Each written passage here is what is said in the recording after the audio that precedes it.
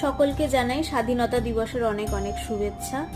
হ্যাঁ, আমরা স্বাধীন, তাই হয়তো আমরা ভুলে যাই যে স্বাধীনতা মানে শুধু একটা জাতীয় পতাকা নয়, একটা মানুষের স্বাধীনভাবে নিরাপদভাবে একটা ভয়হীন রাস্তায় হাঁটা। হ্যাঁ, আমরা স্বাধীন, তাই হয়তো আমরা ভুলে যাই যে ঘুষ দেওয়া বা নেওয়া দুটোই স্বাধীনতার অপমান। হ্যাঁ, আমরা স্বাধীন, তাই হয়তো আমরা সহ্য করি যখন সাংবাদিকের কলমকে থামিয়ে দেওয়া হয় ক্ষমতার চাপে। আমরা স্বাধীন বলেই হয়তো চুপচাপ সহ্য করি যখন গরিব কৃষকের জমি দখল করে নেওয়া হয়, আর আমরা কিচ্ছু বলতে পারি না।